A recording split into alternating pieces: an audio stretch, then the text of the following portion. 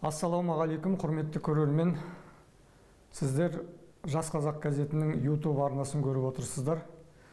Бүгін біз белгілі этнограф ғалым Болат Бопайұлы мырзамен әңгіме дүкен құрғалы отырмыз. Қазіргі қазақтың салты жайында, салтқа қатысты кейбір мәселелер жайында әңгіме қозғамақпыз. Қош келдіңіз аға. Болат аға, мынау қазір ақпараттық технологияның дамыған заманында, ғаламтордың дамыған кезінде қазір ерсі видеолар көп шығып жатыр сол әлеуметтік желілерге. Мысалы, осы дәстүрге қатысты, қазақтың дәстүріне қатысты. Мысалы, бір видео шықты, жаңағы құдалықта құда мен құдағиды бір-біріне құшақтастырып, онымен қоймай көрпенің астына салып, екеуін бір аунатып жатыр. Одан кейін ұзатылып жатқан қыз анасының аяғын сүйіп жатыр бір видеода. Бір видеода келінге балтамен тақтай ұстатып қойып, оған күріш шашып жатыр. Осындай жағдайлар көп негізі әлеуметтік желілерде. Осындай дәстүрлер бар ма бізде? Осы жағынан сіз не айтасыз? Енді мына кейінгі кезде осы нәрсе үй топтарда, әлеуметтік желілерде өте көп болып кетті. Пікір таласта көбейіп кетті. Өзің сияқты сайттың, телевидениенің тілшілері көбірек сұрақ қойды. Бұл енді хайп жасау, көрерменін көбейту, ұпай жинау, лайк жинау деген ат шығару дейтін қазіргі әлеуметтік желі қолданушылардың хоббиі дейміз бе, болмаса өздерінің санасының жеткені со дейміз бе, осындай нәрселер көп болып кетті. Бұл дұрыс нәрсе емес. Мен этнограф ретінде айтар едім. Мисал үшін қазақтың құдалық салты ол өте үлкен салт. Екінші, жеті атадан қыз алыспайтын, тектілікке қарайтын, қыз тәрбиесіне қарайтын, әкесін көріп, біздің ал, шешесін көріп, қызын ал дейді. Болмаса әкесін көріп, асын іш дейді. Сондықтан бұл өте үлкен құдалық дәстүрде, құда мен Қадыр Мырзалиннің өлеңінде де бар ғой. Бұрында айтады, құдасын құдайындай сыйлайтын деген. Енді оны жаңағы жұрттың көзінше, дүйім халықтың тойға жиналған қауымның алдында бір көрпенің астына жатқызып, оғашқылық жасау қазақтың дәстүрінде бұрын соңды болмаған. Көрпе жабу дейтін дәстүр болған. Ол қандай дәстүр? Ол бұрынғы заманда үйде қонақ болып отырғаннан кейін жатардың алдында жаңағы сыйлап, құдағиына көрпе жауып қоятын, құдасы құдасына көрпе жауып қоятын, ол сыйластық дәстүр болған. Оны жаңағы қыздың жақтың құдасы мен жігіт жақтың құдағиын бір көрпенің астына жатқызу деген, артымыздан еріп, өсіп, көгеріп, көктеп келе жатқан жас буын ұрпақтың алдында дұрыс нәрсе емес. Ондай қателік кеткен жағдайда бұрынғы билер, ел ағалары оған жаңағы 9 айып қоятын, дүре соғатын, оны не үшін ондай істейді? Тентегін тежейтін, сотқарын соттайтын. Сол арқылы асыл дәстүрдің қаймағын бұзбай ғасырлар бойы сақтап келген. Ал жаңағы аяқ сүю деген ол жоқ нәрсе. Ол қайдан келді? Ол жаңағы Индиядағы киноларда жаңағы аяғына қолын тигізіп сәлем беру, соғысаған нәрселерін еліктеп, ғайып жасау, қит жасау, лайк жинаудан болып жатыр.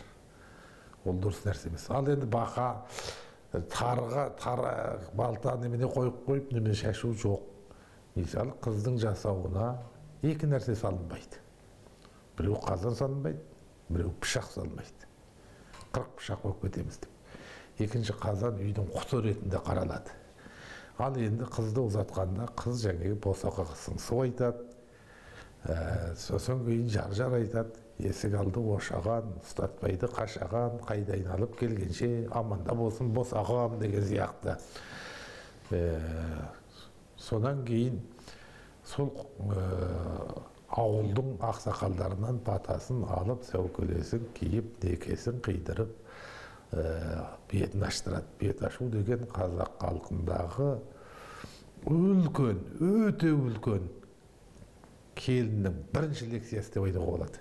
Қыз күнінде келін болып ақ босаған аттап, басына орамал, жаулық жауып кіргеннен бастап, кемпір болғанға дейін атқарып жүреді. Қазақ алағаптың аузы бос, құртыр дама келіншек, өзің жатып, күйеуіңе тұр деме келіншек. Қайнатаңның төсегін отырма, алдынан кес-кестеп өтпе деген сияқты. Ол тәрбие. Осы тәрбиенің кереметтігінен қазақ халқының дәстүрі, қаймағы бұзылмай сақталып келген. Қазір мен көрдім, сәлем салдырып жүрді.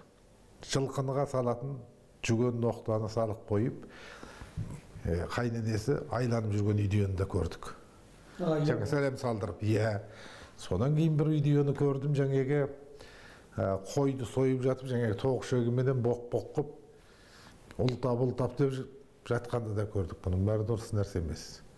Содан кейін бір әйелді анандай жас түскен жаңағы жас келінді апарып, анандай үлкен адам қайтыс болғанда салатын немеге ақпен жауып қойып, өкпеменен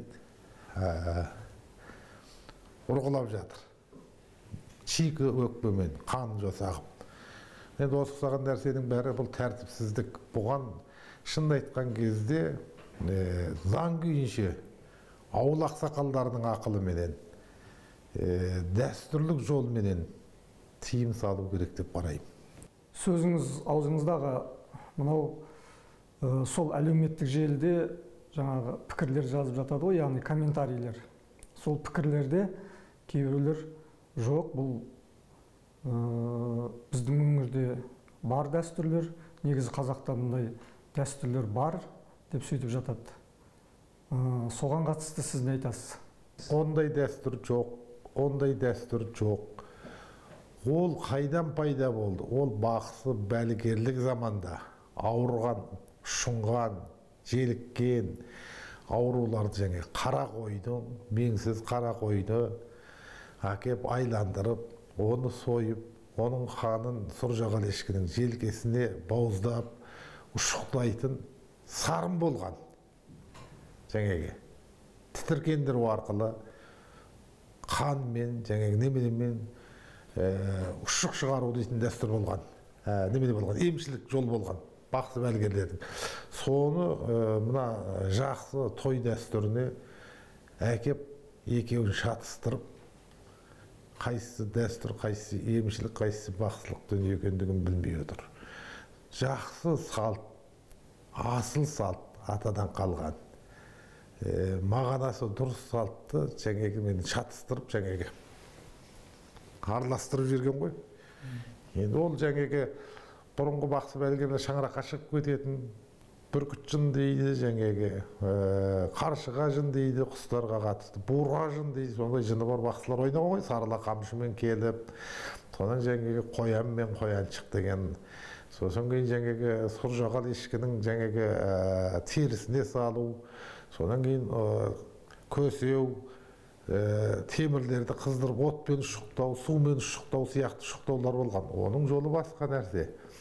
Соғысаған нәрселердің енді сарқыншақтары жетті ғой. Содан кейін соны жаңағы мына әдемі өзіміздің той дәстүріне қосқан. Ол той дәстүріне қосылмайды, той дәстүрінде ондай нәрсе болмайды. Тіпті жаман сөз сөйлемейді. Жүрегіңе кір жинама, нұр жина дейді. Мысалы, шапаның кірдесе қайтесің, жуып кетіреді. Жүректе кір болса қайтеді. Кетіру қиын. Сондықтан қуанышты бөлістен көбейеді деп, әрқашан жақсы ниетпен, жақсы тілекпен атаның дәстүрін бұзбай отырып, салтпен әдемілеп отырып өткізетін болған. Қазіргі әйтеу бәсеке бар. Мен өзім Шымкентте тойда болдым, бірінші жер Сарыағашта болдым, Шымкентте болдым, ана түйемен кіріп кететін, машинамен кіріп кететін үлкен ресторандар бар ғой. Сол тойларда да бата бердім. Сонда бір қойылымдар жасайды екен жаңағы. Сонда да байлардың, жаңағы шонжарлардың, олигархтардың, енді қол жеткендердің. Мысалы, сіздің тойыңызда болған, атқарылған дәстүр менің тойымда болмау керек деп жаңа тамада да тапсырма береді ғой. Сосын ол байқұс қайтеді. Енді ананы қайталамай мынаған бір жаңалық табу керек болады. Сосын сенен сұрайды, менен сұрайды, анадан сұрайды, өзінің ойынан қосады, сөйтіп жүріп, елді күлдіру керек, болмаса ел қайран қалу керек. Сондай нәрселерменен барып жаңағындай той жасалады. Ол көріністер елді күледі, бірақ оның ертеңгі күнгі ұрпаққа беретін. Біз енді үй өзімдікі деме, үй сыртында кісі бар дейді ғой. Бүгін ғаламтордың, электрондық мәдениеттің дамуы соншалықты. Тұтас жұмыр жердің адамдары бір қыстақтың, бір семьяның баласында өмір сүріп жатырмыз ғой. Бұл жерде бір ресторанда отырып жатқан той дегенмен бүтін дүние жүзі көріп отыр. Оның ертең ұлттың беделі бар, үлкен кішінің орны бар. Мысалы қазақ әке Асқар тау, шеше Саял орман, бала Балбұлақ деді. Үш ақ ауыз сөз бүтін үш адамның, үш ұрпақтың орны тұр. Әкенің, шешенің, баланың. Сондықтан жаңағы Асқар таулық орынды жоғалтады. Ормандық үлкен орынды жоғалтады, Балбұлақтық балалық қасиетті жоғалтады. Сондай дәстүр әдеттегідей жеңіл қарауға келмейді менше. Әрбір ұлтқа қатысты. Ол бір ғана семьямен тынбайды. Мысалы, қазақ дейді. Болды, қазақ дегеннен кейін бәріміз қамтыламыз. Онан жақта өзбек отыр, мына жақта қырғыз отыр, Қытай отыр, орыс отыр, американ отыр, Еуропа, бірақ отыр, бәрі көреді ғой. Соны ол ертең аударылады, мынадар не істеп жатыр дейді. Енді осындай оспадарлықтарды тыю үшін, жаңа сіз айттыңыз ғой, 9 дүре соғатын деп. Енді қазір дүренің заманы емес қой. Дүренің орнына басқаша бір заң қолдану керек па, осындай дәстүрлерді оғаш қылып көрсететіндерге қатысты? Қазіргі бұрынғы дүренің ойын штраф қояды ғой, ақшадан айып қояды. Бұрында сондай. Жаңа малдан айып қояды ғой, 9 деп отырған сол ғой. 9-9-ыңызды оңай емес, ол 9-дар қара болу керек, 9 жылқы болу керек, 9 сиыр болу керек деген сияқты сол жаңағы үстінде салу керек. Бірақ біздің ол заңда жоқ қой. Бұрынғы аталардың Қасым ханның қасқа жолы, Есім ханның ескі жолы, қазақтың үлкен ұлы дәстүрінде ол нәрселер болған. Ауыл ақсақалдары болған. Қазіргі біздің ол заңға кірмеген. Содан кейін заңның бәленбай тармағында, бәленбай бөлімінде, бәленбай немесінде мынандай деп айтылған жоқ қой. Сосын ол ертең штраф салса заңсыз болады. Солай ғой. Заңда жоқ. Мен неме біреуді өлтіріп қойдым ба, мен біреуді неме етіп қойдым ба дейді. Бірақ рухани дүниеде келтіретін ұлтқа ұятты нәрсені негізінен жаңағы үлкен ауылдың әр рудың ақсақалдары бар ғой. Солар тиіп отырған. Бір нәрсені айтқым келеді. Маған біреулер сұрақ қояды. Ана Омар Жәлелдің кемел адамы бар, Абайдың кемел адамы бар, ана Қайрат Жолдыбайдың кітабы шықты кемел адам бар, Бопай сенің осы кемел адамың жоқ па дейді. Мен айттым, кемел адам бар менде. Менің теориямда. Соны айтқым келеді. Ол қандай десең, мысалы, өмір 4 шеңберден тұрады. Бірінші отбасындық шеңбер. Сен отбасының мақтаны болуың керек. Екінші ұрулық шеңбер, бүтін жаңағы ұруың сені мақтан ететін болу керек. Бүтін ұруың қастерлейтін болу керек. Отбасының мақтанысың, одан асып бүтін ұруың қолдап тұру керек. Сосын кейін халықтық шеңбер. Халықтық шеңбер деген ол мемлекеттік шеңбер. Мемлекет дәрежеде қызмет ете алатын. Сен жаңа отбасында қалдың ба, ұрудан астың ба, мемлекеттік шеңберге, халықтық шеңберге жеттің. Енді әлемдік шеңбер. Мысалы, Димаш Құдайбергендер бүтін қазаққа танытып жүр. Қазақты әлемге танытып жүр. Осы 4 шеңберден өтіп әлемдік шеңберге жеткенде сен кемел адам боласың деп айтамын. Біз қазірден кейін өзімізді қай шеңберде жүргенімізді таразылап көруіміз керек. Мисал, білімнің алтын үш өзегін білуің керек. Тарихты, бүгінді, болашақты. 5 қат сананы білу керек. Ертегілік сана, аңыздық сана, салт дәстүрлік сана, діндік сана, ғылымдық сана. Біз ғылымдық санада отырмыз. 5 түрлі ойлауды білу керек. Логикалы ойлау, фантастикалы ойлау, образды ойлау, метафизикалық ойлау, психологиялық ойлау. Осы дүниеге жеткен кезде сен кемел адам қатарына жетесің. Бұл менің жасаған теориям емес, бабалардың тәжірибесінен қалған дүние. Біз де жаңа осы шеңберлерден шығалып жүрміз бе? Ұят та осыдан көрінеді. Қабілет те осыдан көрінеді. Кісілік те осымен таразыланады. 4 шеңбердің жаңағы қоршап қойған қай шеңберінде жүргеніңді содан көруге болады. Сондықтан біз жастарға дес-заттан бастап, школ, мектептен, университетке дейінгі аралықта осы тағылымдарды беруіміз керек. Екінші, тақырып қорғауда, қорғауда, ғылыми мақалаларды қорғауда. Осы тақырыптарды беру керек, іздену керек. Қазір не? Қазір интернетте бәрі дайын, алады да, құрастырады да, жаңағы үй салғанда оңай болып кетті ғой. Запчастың бәрі дайын. Мебель құрастыруды оңай болып кетті. Соғысқан сөздерді жаңағы құрастырады, бас қатырып жатқан жоқ, ойланып жатқан жоқ. Қай жеріне келеді, кім жұмдастырып орналастырса, дипломын алады да шыға береді. Бұл жерде заң қабылдау керек. Заңда болу керек, өйткені ұлтқа қатысты, өмірге қатысты, мәдениетке қатысты, өркениетке қатысты, тіршілікке, тіпті экономикаға, бәріне қатысты нәрсе ғой бұл. Сондықтан ол жерде жақсы заң қабылдау керек. Ана жерде бір үлкен әйелді алдына жығып домбыра қылып шертіп отырғанды да көрдік. Енді бұл деген сұмдық нәрсе ғой. Одан кейін жаңағы үлкен кісілер, тіпті көруге көздің шыдамайды, айту емес. Естуге құлақ бармайтын билер билеп жатады.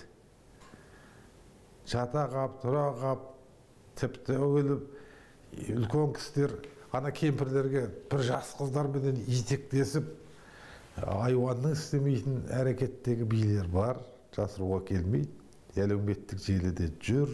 Біз айтпасақ, кім айтады оны?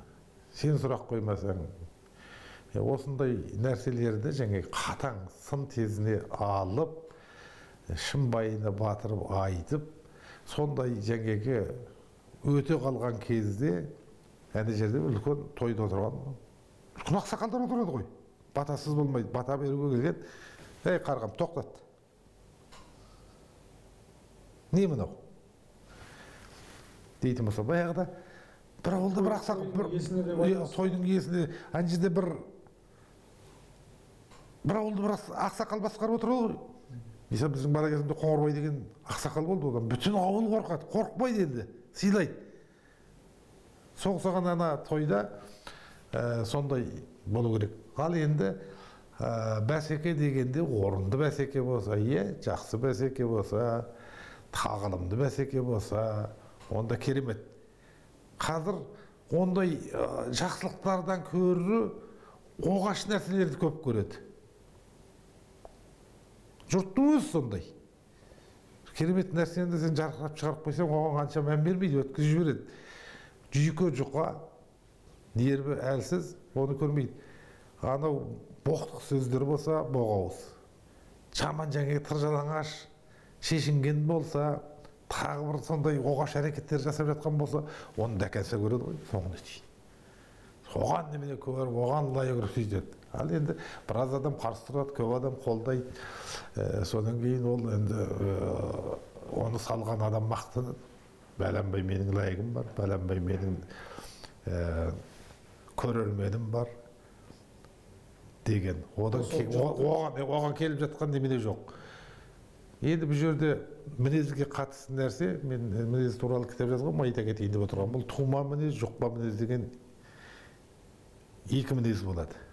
Тума мінез деген қанды, генді, текті қуған, батырлық, көсемдік, шешелдік, даналық, жомарттық, дарқандық, білімдарлық, құнды дүниелер жеті атадан келген қасиеті бар мінез, өзгермеген. Қазіргі мінез тума мінез, жұқпа мінез. Жұқпа мінез деген жаңағы коронавирус сияқты, тұмау сияқты жұқады. Оқыған кітаптан, мектептен, көрген кинодан, ұлттан, ұлыстан, басқалардан жұқтырып алған мінез. Қазіргі адамдар сол жаңағы 95% жұқпа мінезде өмір сүріп жатыр. Жұқпа мінезде. Еліктеуден. Ал оның жұқпа мінездің екіге бөліп қарауға болады. Оның жақсы жағы бар. Даналарға, батырларға, көсемдерге, керемет адамдарға еліктесе, жаңа киім киюіне, сөз сөйлеуіне, біліміне, ғылымына, ол жақсы жағы. Ал қайдағы бір жаман жағына еліктейтін болса, ол жаңағы осы нәрселер туады. Біздікі көбінде жақсылық жағынан көрі, жамандық жағына еліктейді. Жамандық жақты тез жұқтырып алады. Өзімді қарап olsаң, мектептегі балаларды, қоғамдағы балаларды, мен мектептердің алдынан кетіп бара жатқанда, ассалаумағалейкумның орнына жаңа білән айтып жатады. Боқтап амандасып жатқандарды көрдім. Оны қойғанда мен анау бір жерде бір университеттің алдында тұрдым, аттарын атамай-ақ қояйын, қарап отырып, амандасып тұрсам, сонда ана екеуі әңгімелесіп тұр, маған сұрақ қойып тұр, мен сұрақ қойып тұрмын, әңгімелесіп тұр. Сонда бір 20 минуттың ішінде аузынан сонда 20 рет боқтық шықты. Жай әңгімелескенде. Күліп, ол жаңағы төбелесіп қалды, табырды басқа қой. Сосын мен айттым, айналайын, әлілерін бірден айтайын. Ауыздарынан шығып тұрған сөзді білесіңдер ме? Не болды аға дейді. Санап тұрмын, 20 рет сенің аузыңнан боқтық сөз шықты. Ұрысып қалған жоқсыңдар, керемет әңгіме болып тұр. Ауыздан бір рет сондай жаман сөз шыққан кезде 40 күн аузың мәкро болады, жеген тамағың мәкро болады, білесің бе? Ай, сабыралла, аға бізді жақсы айттың ғой, екінші айтпайықшы дейді. Енді солар қабылдады. Сөйтіп айтатын адамдар, тыйым салатын адамдар аз болып тұр ғой. Үлкен ақсақалдарымыздың да аузынан сондай нәрселер шығады.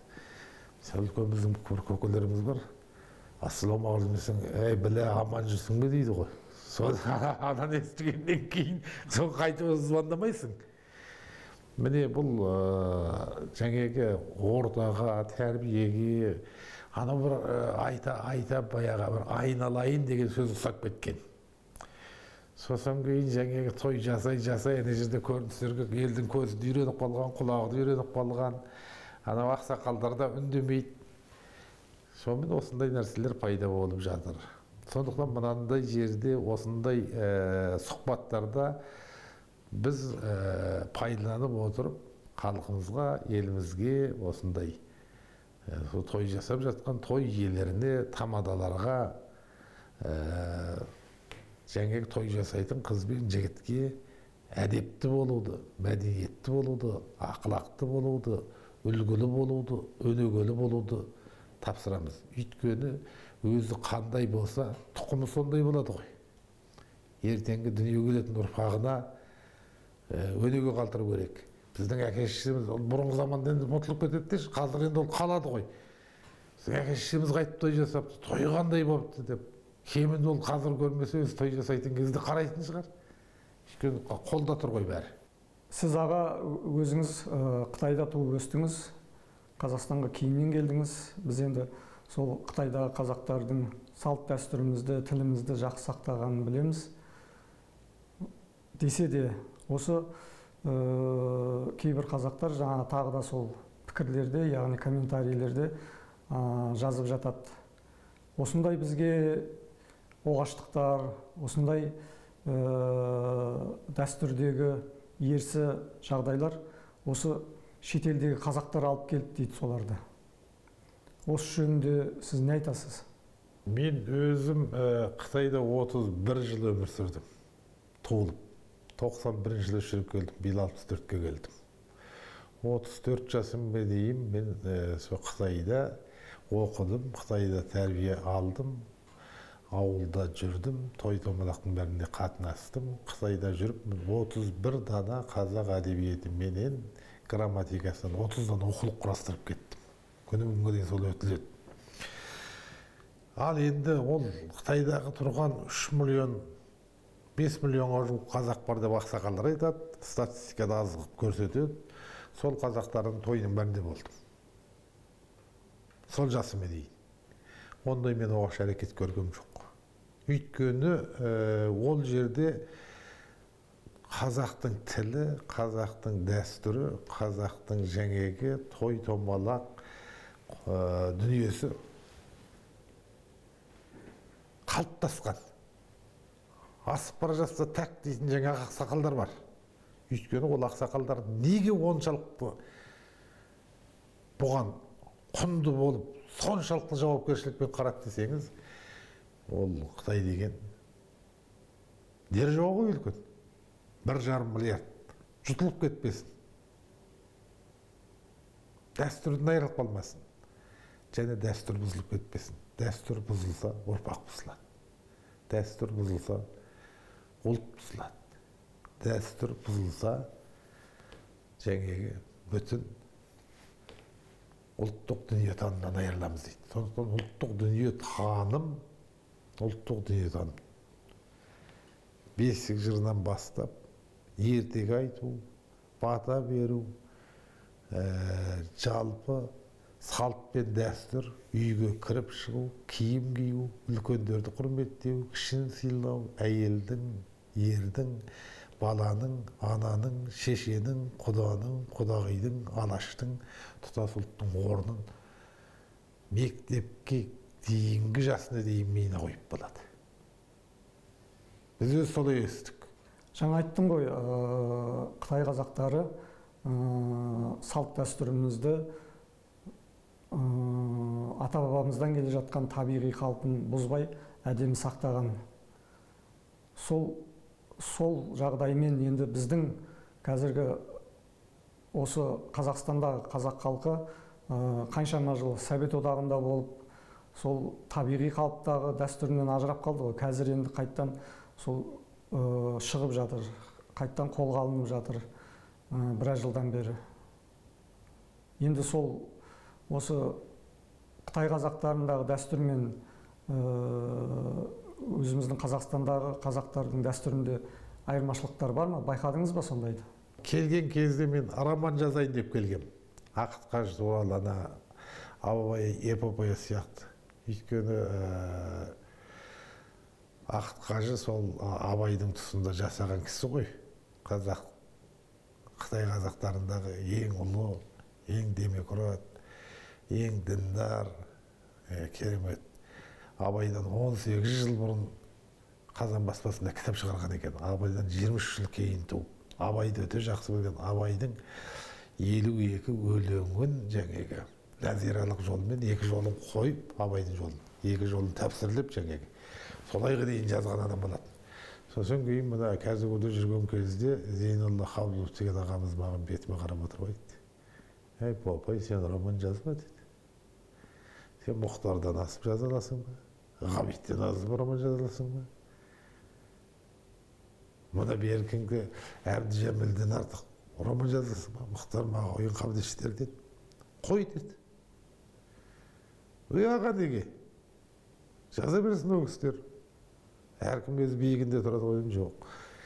Сен бізде ақтаңдақ жатқан дәстүр бар, этнографиялық дүние, танымы мықты. Осы орынды толтырсаңшы сен, деді. Сосын мен 2 күн ойландым да, давай. Бекер айтып отырған жоқ қой, ұстазымыз деген оймен. Бұрында жазып келген ғой о жақта да. О жақта сол кезге дейін менің Азылқыстар мен Қарғыстар, Қазақтың асыл қазынасы деген кітаптарым шыққан, ана кісі төте жазуды берген ғой. Соны ұстаз көрген, мынаны сен кемелдендір, осының бәрін толықта деді. Сосын мен ой болды. Ол дәстүр болғанда, мысалы, 19 облыста 19. Тіпті ауылмен ауылдың дәстүрі ұқсамайды ғой, білесің. 19 облыстан 19 кітап шығарсам қайтеді деп. Бірақ оған уақыт, қаржы, жар бермеді. Сосын мен ортақ, жалпы қазақ ортақ деген дүниенің алдында қазақ келесі деген кітап шығардым. Барлығын ортақ болсын деп. Енді ол бәрін қамтып кете алмайды ғой. Мен осы жақында мына Орал қаласына құда қылып кіші жүзге барып бер шыруына құда түсіп қайттым. Сонда да ұқсамайды екен кейбір дәстүрлер. Ойладым, осы жерден де бір кітап жазу керек сияқты деп. Енді Қазақстанда дәстүр жақсы атқарылады. Шымкент жақта, Таразыда, оңтүстікте, жаңа анау мен орыс болып кетті ғой деген, бірақ қазақша сөйлейді екен. Таксиге де отырып көрдім. Бір таксиге отырып аралатшы деп. 2-3 таксиге отырдым, барлық қазақша сөйлеп тұр. Ақтауда да болдым, Атырауда да болдым. Өте оңтүстік жақта, Таразы, Шымкент жақтарда, Қызылордаға да бардым. Өте жақсы атқарылады. Жақсы атқарылады. Жаңағы айтып отырған кемістіктердің бәрі бертіндегене пайда болып жатыр. Мен 30 жыл жүрдім ғой, мен 33 жылы салмалған. Ол бұрын болмаған. Бәсекеден барып жаңағындай дәстүрдің бұзылуы туып отыр. Ол дәстүрді бұзған адамға сөгіс беру неге керек дегенде сен ұлтты бұздың. Ұлттың сенімін бұздың. Ұлттың жаңағы дәстүрін бұздың. Мысалы, қазақ айтады ғой, салттан, аттан жығылсақ та салттан жығылмаймыз дейді. Керемет сөз. Сонда біз қазір салттан да, аттан да жығылып жатырмыз деуге болады. Ол әгі бір құмалақ, бір қарынмайды шірітеді деп, ертеңгі күні оны білмейтін басқа ұлттар, басқа бізге емес қой, Радлов бар зерттеген кезіндегі, Америкада да отыр, Түркияда да отыр, осы дәстүрлер зерттеп алған. Қазақтың дәстүрі осындай екен ғой деп ертең кино жасап жіберуі мүмкін жаңағындай. Оның арты не болады? Масқара болады. Мысалы, Қытайда Хонгаоляң деген кино шықты. Ескі құдық деген кино шықты. Бүтін дүние жүзінде қырылып бара жаздап көрді. Өте масқара. Оны соттады, оның авторларын. Жазалады, штраф қойды. Өйткені кейбір нәрселер жаңа бүтін ұлттың, мемлекеттің абыройын кетіріп жібереді. Арзан ойын күлкі деп неге айтты? Сондықтан арзан ойын күлкіге қымбат нәрсені айырбастап жіберуге болмайды. Болат аға, әңгімеңізге рахмет. Сондай бір жақсы, халыққа пайдалы әңгіме болды деп ойлаймын. Ал құрметті көрермен, сіздер Жас Қазақ газетінің YouTube арнасын көрдіңіздер. Біз бүгін белгілі этнограф ғалым Болат Бопайұлымен сұхбат жүргіздік. Келесі кездескенше аман сау болыңыздар.